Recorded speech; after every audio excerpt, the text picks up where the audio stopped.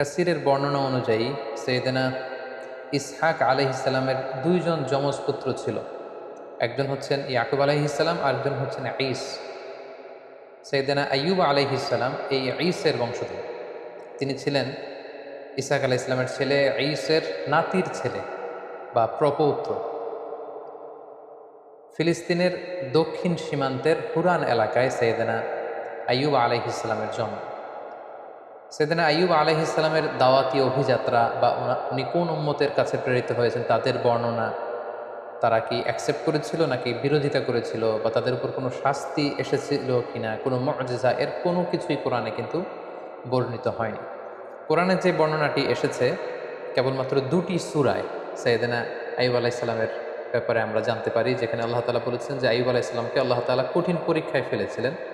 Severe skin disease হয়েছিল, ওনার এমন এক ধরনের চর্মরোগ হয়েছিল বা দেহে এমন ধরনের পচনশীল একটা রোগ হয়েছিল, দেহে পচন ধরে গিয়েছিল।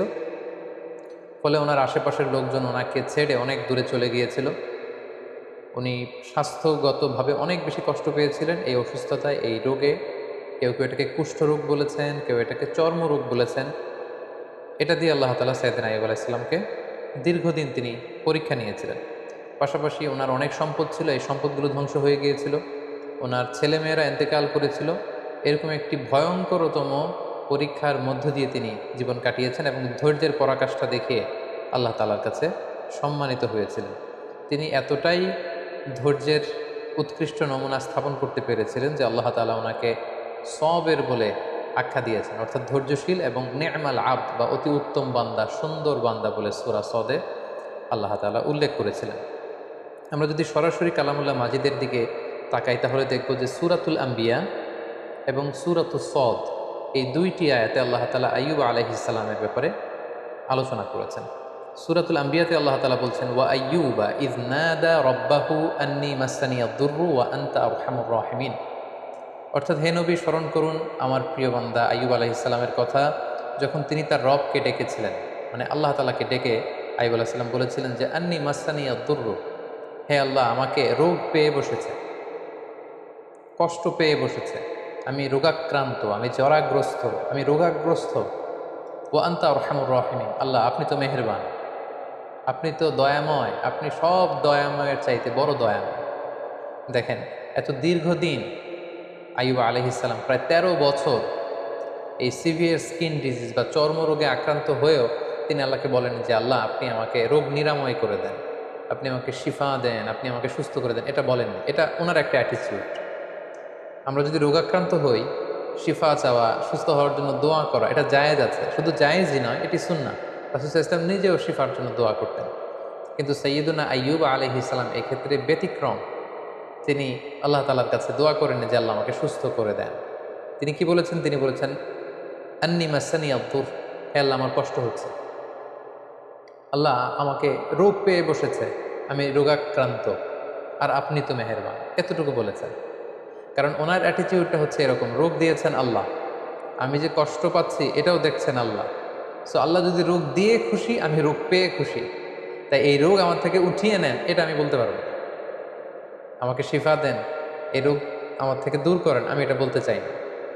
আমার কি অবস্থা, আমার কতটুকু কষ্ট যন্ত্রণা আল্লাহ তাআলা দেখছেন। তাই তিনি বলেছিলেন, হে আল্লাহ আমাকে রোগ পেয়ে বসেছে, আমি রোগাক্রান্ত আল্লাহ, আর আপনি তো মেহেরবান, আমি রোগী আর আপনি তো দয়াময়। এটা দিয়ে উনি কেমন যেন বোঝাতে চাইলেন যে হে আল্লাহ, আমি যে অসুস্থ, আপনি তো দয়ার সাগর, আপনি তো চাইলে দয়া করে আমাকে সুস্থ করে দিতে পারেন। এভাবে তিনি আল্লাহ তাআলাকে ডেকেছেন এবং আল্লাহ তাআলা এত খুশি হয়েছেন। আল্লাহ বলছেন যে ফাস্তাজাবনা লাহু, আমি আইয়ুবের ডাকে সাড়া দিলাম। ফাকাশাফনা মা বিহি মিন দুর, তার যে রোগ এটাকে আমি ভালো করে দিলাম। কোন রোগে আক্রান্ত হয়েছিলেন এ ব্যাপারে সুস্পষ্ট কিছু জানা যায় না, যদিও অনেক মুফাসসিরিন ইকরাম অনেক ধরনের মন্তব্য করেছেন। আল্লাহ তাআলা বললেন ওয়া আতাইনাহু আহলাহু, আমি তার সন্তানদেরকে ফিরিয়ে দিলাম। ওয়া মিসলাহুম মাআহুম, এবং অনুরূপ আরো দান করলাম। মুফাসসিরিন ইকরাম বলেছেন যে আইয়ুব আলাইহিস সালামের ৭ সন্তান ছিল, মোট ১৪ জন সন্তান ছিল, ৭ জন ছেলে ৭ জন মেয়ে। ছাদের নিচে চাপা পড়ে ৭ ছেলে ৭ মেয়ে সবাই ইন্তেকাল করেছে। আল্লাহ তাআলা তাদেরকে আবার পুনরায় জীবিত করলেন। কোনো কোনো তাফসিরে এসেছে যে আল্লাহ তাআলা ৭ ছেলে ৭ মেয়ে এই ১৪ জনকে আবার জীবিত করলেন। শুধু তাই নয়, ও মিসলাহুম মাআহুম, আইয়ুব যখন সুস্থ হয়ে গেল তার ঔরসে আল্লাহ তাআলা আরও 7জন ছেলে আরও 7জন মেয়ে, মোট 14 জনকে দান করলেন। সুবহানাল্লাহি ওয়া বিহামদিহি। আল্লাহ তাআলা বললেন রাহমাতাম মিন ইনদিনা, এটা আমার পক্ষ থেকে রহমত স্বরূপ। ওয়া যিকরা লিল আবিদিন, আর ইবাদতকারীদের জন্য এতে রয়েছে উপদেশ। যারা আল্লাহ তাআলার ইবাদতে মগ্ন থাকে, আইয়ুবের মতো এরকম ইবাদতকারী হতে চায়, তাদের জন্য এই ঘটনার মধ্যে উপদেশ রয়েছে। সূরা সদের দিকে যদি আমরা তাকাই তাহলে দেখব যে কিভাবে আল্লাহ তাআলা এই 13টি বছর রোগাক্রান্ত থাকার পরে আইয়ুবকে তিনি সুস্থ করলেন। আল্লাহ তাআলা ইরশাদ করছেন উরকুব বিরিজলিকা হাযা মুগতাসালুম বারিদুম ওয়া শারাব, অর্থাৎ হে আইয়ুব, আইয়ুব আলাইহিস সালাম যখন বললেন যে আল্লাহ আমার কষ্ট হচ্ছে, আপনি তো মেহেরবান, আল্লাহ তাআলা তখন আইয়ুব আলাইহিস সালামকে বললেন যে উরকুব বিরিজলিক, অর্থাৎ হে আইয়ুব তুমি তোমার পা দিয়ে জমিনে আঘাত করো, হাযা মুগতাসালুম বারিদ, সাথে সাথে এখান থেকে ঠান্ডা এক ধরনের ঝর্ণার পানি নিঃসরিত হবে, ওয়া শারাব, এবং এখান থেকে খাওয়ার পানি নিঃসরিত হবে। আল্লাহু আকবার। 13 বছর পর আল্লাহ প্রত্যাদেশ করলেন পা দিয়ে আঘাত করো, তিনি পা দিয়ে আঘাত করলেন, সাথে সাথে এখানে ঠান্ডা পানি মজুদ হয়ে গেল। এই ঠান্ডা পানি দিয়ে আইয়ুব আলাইহিস সালাম গোসল করলেন। গোসল করার সাথে সাথে আল্লাহ তাআলার মেহেরবানিতে তার দেহের সব চর্মরোগ, কুষ্ঠরোগ, ক্ষতিকারক সব কিছু দেহ থেকে ঝরে পড়ে তিনি সতেজ সবল, আগের মতো সেরকম এনথিউজিয়াস্টিক, ওনার স্ট্যামিনা, এনার্জি, শক্তি সব তিনি ফিরে পেলেন। এবং আল্লাহ তাআলা বললেন ও শারাব, এবং এখান থেকে খাও। তিনি এই ঠান্ডা পানি যখন পান করলেন তিনি আগের মতো সতেজ সবল তিনি হয়ে গেলেন। আল্লাহ তাআলা বললেন ওয়া ওয়াহাবনা লাহু আহলাহু ওয়া মিসলাহুম মাআহুম, আমি তার সন্তানদেরকে ফিরিয়ে দিলাম এবং অনুরূপ সন্তান আমি আবার তাকে দান করলাম। যেটা আমরা একটু আগে উল্লেখ করেছি যে অনেক মুফাসসিরিন একরাম বলেছেন 7 ছেলে 7 মেয়ে ছিল, ওনার ব্যবসা প্রতিষ্ঠান ধ্বংস হয়ে গিয়েছে, ঘরের ছাদের নিচে চাপা পড়ে 7 ছেলে 7 মেয়ে ইন্তেকাল করেছে, আল্লাহ তাআলা তাদেরকে আবার জীবিত করে দিলেন এবং পরবর্তীতে আরও 7 14 জন সন্তান তাদেরকে ফিরিয়ে দিলেন। আবার নতুন করে আরও 7 জন ছেলে, আরও 7 জন মেয়ে, আরও 14 জন সন্ততি আল্লাহ তাআলা আইয়ুব আলাইহিস সালামের ঔরসে দান করলেন। আল্লাহ তাআলা বললেন রাহমাতাম মিন ইনদিনা, আমার পক্ষ থেকে রহমত স্বরূপ আমি এটা দিয়েছি, ওয়া যিকরা লিউলিল আলবাব, এবং যারা জ্ঞানী তাদের জন্য আমি এখানে উপদেশ রেখে দিয়েছি। এবং এই আয়াতের সর্বশেষে তিনি উল্লেখ করলেন ইন্না ওয়াজদানাহু সাবিরান, আমি আমার আইয়ুবকে ধৈর্যশীল পেয়েছি। সুবহানাল্লাহ।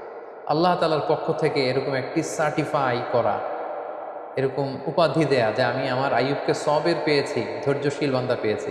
ইন্নাহু নি'মাল আবদু ইন্নাহু আওয়াব, নিশ্চয় সে উত্তম বান্দা, সে আমার অত্যন্ত ভালো একজন বান্দা, উত্তম বান্দা, সুন্দর বান্দা। ইন্নাহু আওয়াব, সে সবসময় আমার দিকে ফিরে আসে, সে রব অভিমুখী, সে আল্লাহ অভিমুখী। সুবহানাল্লাহ। তাহলে এই আয়াত থেকে তিনি 13 বছর অসুস্থ থাকার পরে কোন প্রক্রিয়ায় সুস্থ হলেন সেটা জানলাম।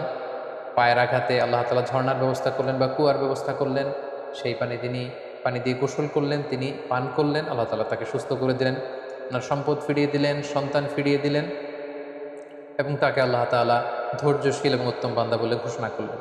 এবং অনেক মুফাসসিরিন একরাম উল্লেখ করেছেন যে উনি যখন অসুস্থ ছিলেন, চর্মরোগে আক্রান্ত, ওনার আত্মীয় স্বজন প্রতিবেশী সবাই ওনার থেকে মুখ ফিরিয়ে দূরে চলে গিয়েছে, কেবল ওনার স্ত্রী ওনাকে ছেড়ে দূরে কোথাও যায়নি। ওনার স্ত্রী অন্য জায়গায়, মানুষের বাড়িতে বিভিন্ন জায়গায় তিনি কাজ করতেন, কাজের বিনিময়ে যে অর্থ পেতেন এটা দিয়ে তিনি স্বামীর জন্য খাবার কিনে আনতেন, স্বামীর সেবা শুশ্রূষা করতেন। এই 13টি বছর তিনি তার অসুস্থ স্বামী আইয়ুব আলাইহিস সালামকে আগলে রেখেছিলেন, স্বামীকে ছেড়ে তিনি কোথাও চলে যাননি। সম্মানিত সুধী, এ পর্যায়ে আমরা আইয়ুব আলাইহিস সালামের জীবনী থেকে কিছু লাইফ লেসন আপনাদের সাথে শেয়ার করব। প্রথম যে লেসনটি আমরা পাই সেটা হচ্ছে sickness could be a test. আমরা প্রায় অসুস্থ হয়ে পড়ি, আমাদেরকে মনে রাখতে হবে এই অসুস্থতা কিন্তু আল্লাহ তাআলার পক্ষ থেকে একটি পরীক্ষা। আমরা কখনো সুস্থ থাকি, কখনো অসুস্থ থাকি। আল্লাহ তাআলা আমাদেরকে কাউকে সুস্থ রেখে পরীক্ষা করেন, তিনি দেখেন যে সুস্থ থেকে আমরা আল্লাহ তাআলার শুকরগুজার হই কিনা। আবার মাঝে মাঝে তিনি আমাদেরকে অসুস্থ করেও তিনি আমাদেরকে পরীক্ষা করেন, তিনি দেখতে চান যে অসুস্থ অবস্থায় আমরা ধৈর্য ধারণ করি কিনা। তো আমাদের পুরো জীবন প্রক্রিয়াটাই কিন্তু একটা পরীক্ষার মধ্য দিয়ে যাচ্ছে। আমরা কেউ ধনী, কেউ গরিব, কাউকে আল্লাহ ধনী বানিয়ে পরীক্ষা করেন, কাউকে গরিব বানিয়ে পরীক্ষা করেন, কাউকে সুস্থ রেখে পরীক্ষা করেন, কাউকে অসুস্থ রেখে পরীক্ষা করেন। সো অসুস্থতা কিন্তু আল্লাহ তাআলার পক্ষ থেকে একটি বড় পরীক্ষা, এবং এই অসুস্থ অবস্থায় আমরা সঠিক সময়ে সঠিক রেসপন্সটুকু করছি কিনা, দ্যাট ইজ দ্য কোশ্চেন। এবং আমরা ধৈর্যশীল বান্দাদের অন্তর্ভুক্ত হচ্ছি কিনা সেটা হচ্ছে আমাদের দেখবার বিষয়।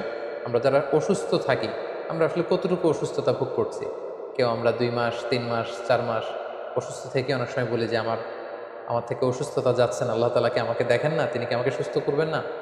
আমরা কি একটু আইয়ুব আলাইহিস সালামের জীবনের দিকে খেয়াল করেছি?